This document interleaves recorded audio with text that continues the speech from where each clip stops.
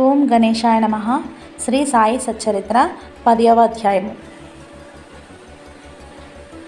సాయిబాబా జీవితం తీరు, వారి పండుకొను బల్ల, షిరిడీలో వారి నివాసము, వారి బోధలు, వారి అణకువ, వారి అతి సులభ మార్గము గురించి ఈ అధ్యాయంలో వివరించడం జరిగింది. ఎల్లప్పుడూ సాయిబాబాను భక్తి ప్రేమలతో జ్ఞప్తి అందు ఉంచుకొనుము. ఏలన వారు ప్రతి మనుజునకు మేలు చేయుటయందే లీనమై ఉండువారు. ఎల్లప్పుడూ ఆత్మధ్యానంలో మునిగి ఉండేవారు. వారిని జ్ఞప్తి అందు ఉంచుకొనుటయే జీవస్మరణల సమస్యకు పరిష్కారము చేసినట్లగును. సాధనములన్నింటిలోనూ గొప్పది, అతి సులభమైనది, వ్యయ ప్రయాసలు లేనిది, కొద్ది శ్రమ వలన గొప్ప ఫలితము పొందవచ్చును. అందువలన మన బుద్ధి సరిగా ఉన్నప్పుడే ప్రతి నిమిషము ఈ సాధనమును అనుష్ఠించవలెను. ఇతర దైవతములు కొలువు భ్రమ, గురువు ఒక్కడే దేవుడు. సద్గురువు చరణములను నమ్మి కొలిచినచో వారు మన అదృష్టమును బాగు చేయగలరు.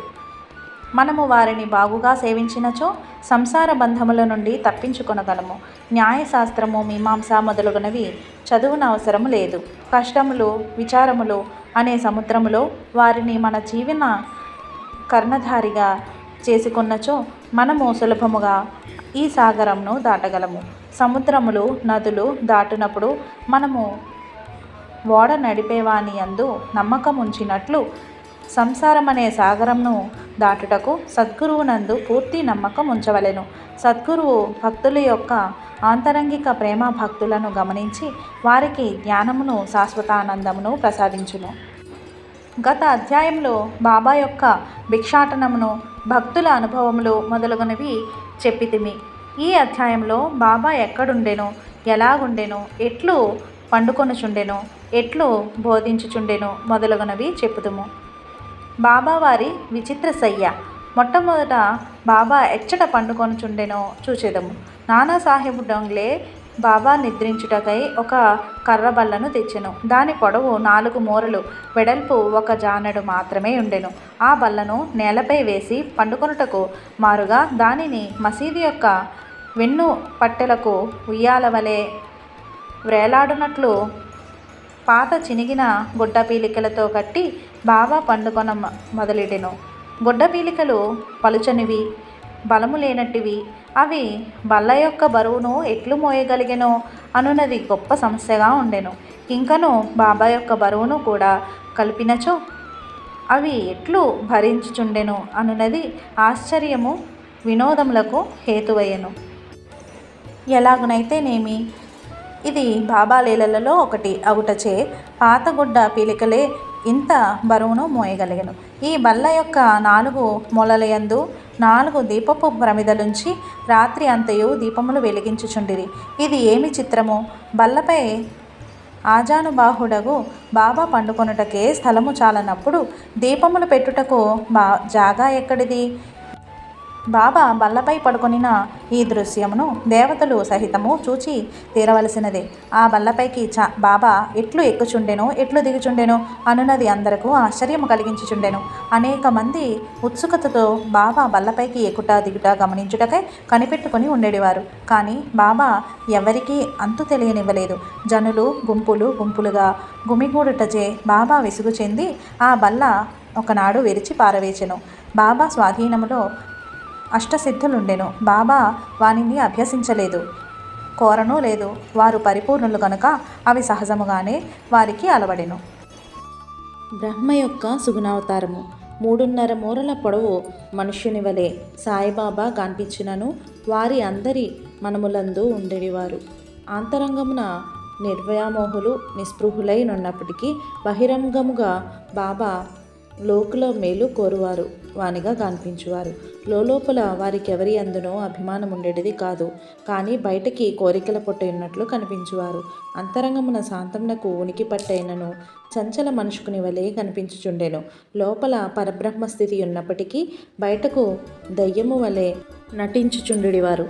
లోపల అద్వైతి అయినను బయటకు ప్రపంచమునందు తగులుకొనిన వాని వలె కనిపించుచుండెను.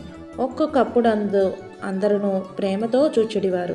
ఇంకొకప్పుడు వారిపై రాళ్ళు విసురుచుండిరి. ఒక్కొక్కప్పుడు వారిని తిట్టుచుండిరి. ఇంకొకప్పుడు వారిని కౌగిలించుకొని నెమ్మదిగాను ఓరిమితోనూ చంచలము లేని వారి వలెను కనిపించుచుండెను. వారెల్లప్పుడూ ఆత్మానుసంధానమందే మునిగి ఉండేవారు. భక్తులపై కారుణ్యమును చూపుచుండేవారు.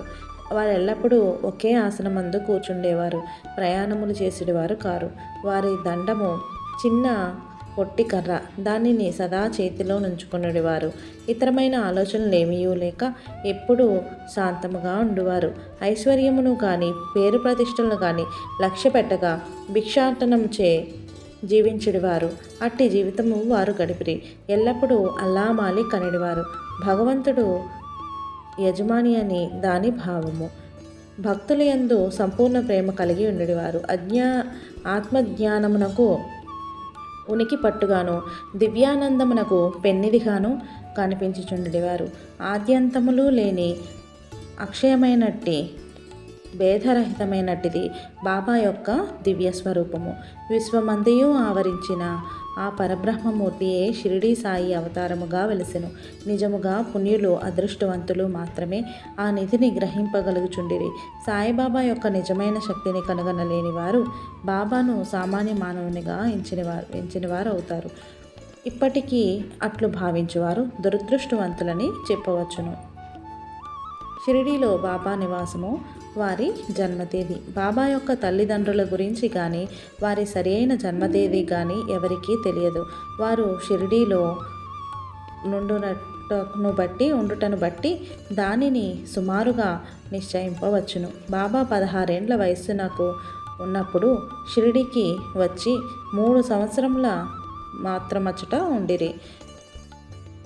హఠాత్తుగా అచ్చట నుండి అదృశ్యులైపోయిరి. కొంతకాలం పిమ్మట నైజాం రాజ్యంలోని ఔరంగాబాద్కు సమీపమున కనిపించిరి. 20 సంవత్సరముల ప్రాయమున చాంద్ పాటిల్ పెండ్లి గుంపుతో షిరిడి చేరిరి. అప్పటి నుంచి 60 సంవత్సరములు షిరిడి వదలక అచ్చటనే ఉండిరి. అటు పిమ్మట 1918 సంవత్సరంలో మహాసమాధి చెందిరి. దీనిని బట్టి బాబా సుమారు 1838 సంవత్సరం ప్రాంతములందు జన్మించి ఉందురని భావింపవచ్చును. బాబా లక్ష్యము వారి బోధలు. 17వ శతాబ్దంలో రామదాసను యోగి పుంగవుడు వర్ధిల్లెను.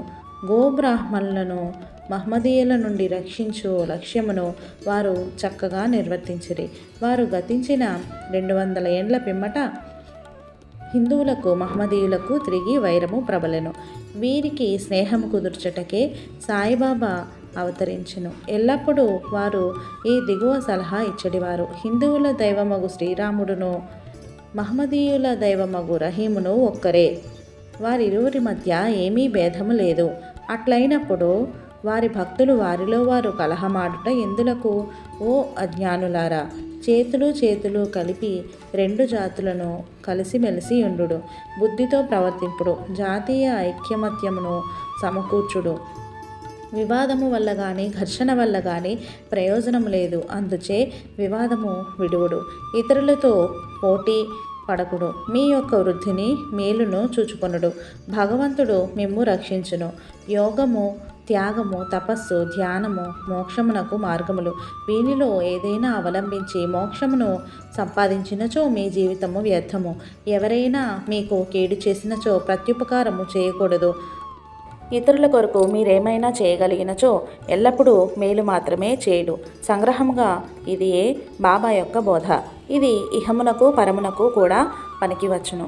సాయిబాబా సద్గురువు. గురువులమని చెప్పుకొని తిరుగువారు అనేకులు గలరు.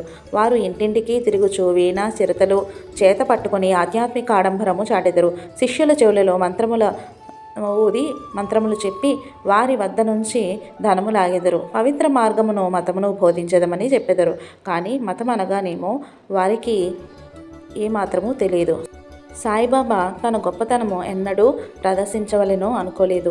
వారికి శరీరాభిమానము ఏమాత్రమూ లేకుండెను. కానీ భక్తుల యందు మిక్కిలి ప్రేమ మాత్రము ఉండేది. నియత గురువులని, అనీత గురువులని. గురువులు 2 విధములు. నియత గురువులనగా నియమింపబడిన వారు. అనియత గురువులనగా సమయానుకూలముగా వచ్చి ఏదైనా సలహానిచ్చి మన అంతరంగమునన్న సుగుణమును వృద్ధి చేసి మోక్ష మార్గము త్రొక్కునట్లు చేయవారు.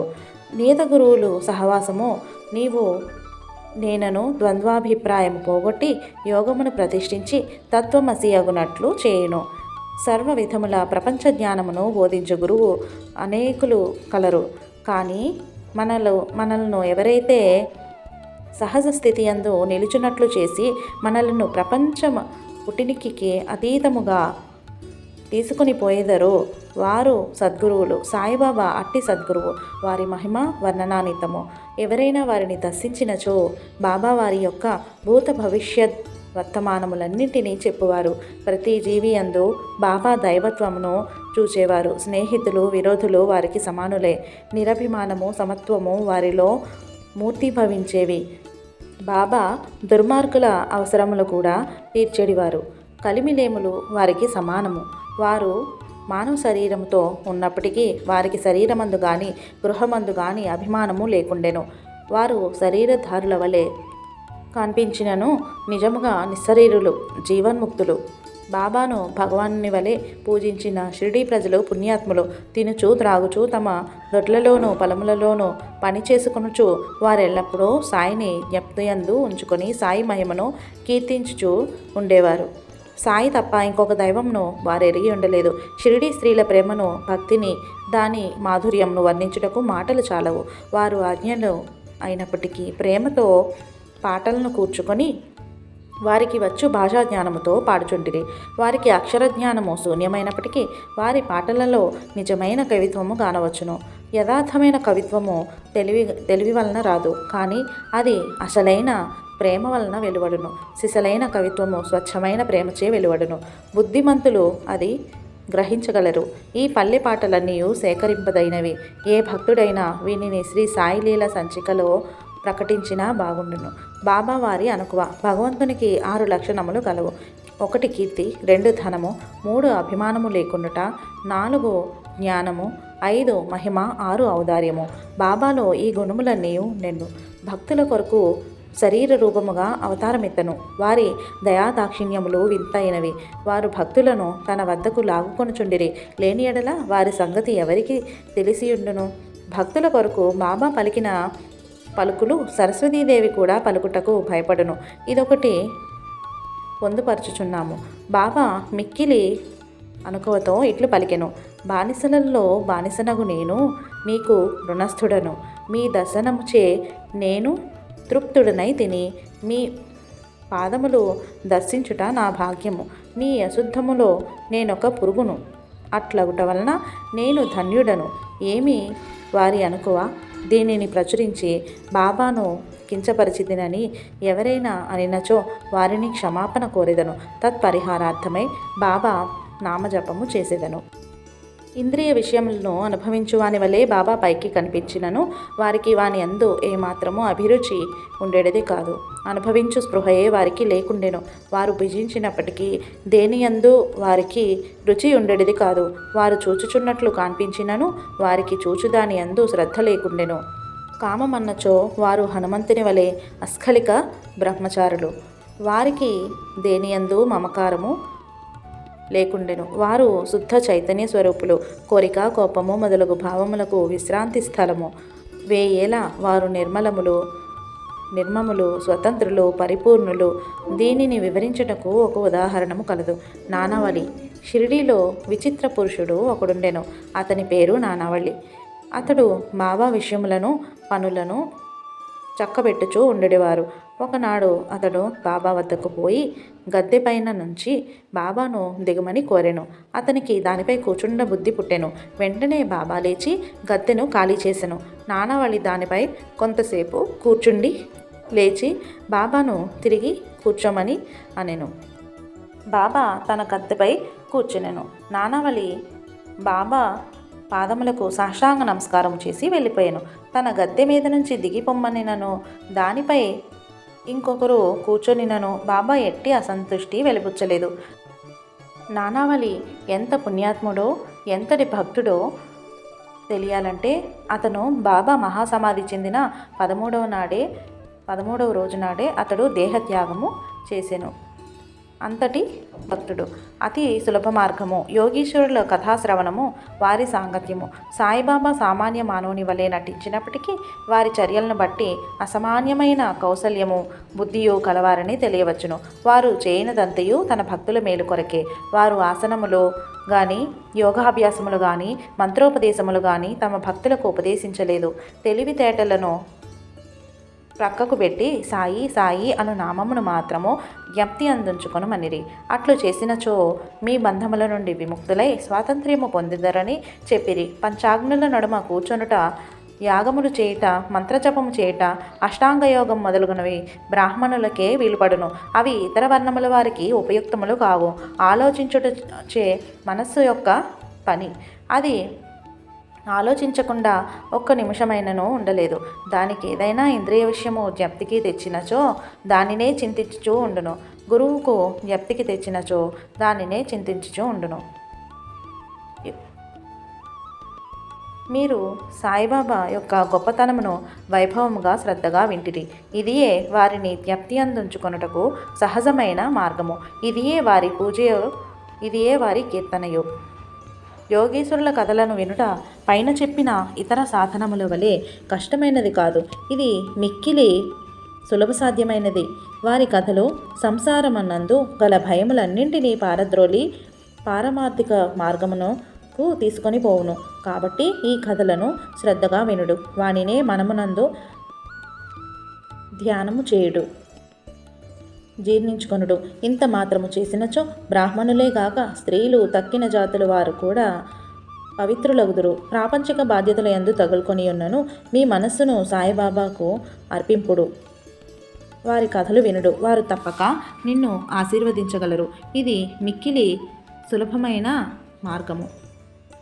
అయితే అందరూ దీనిని ఎందుకు అవలంబించరు అని అడగవచ్చు.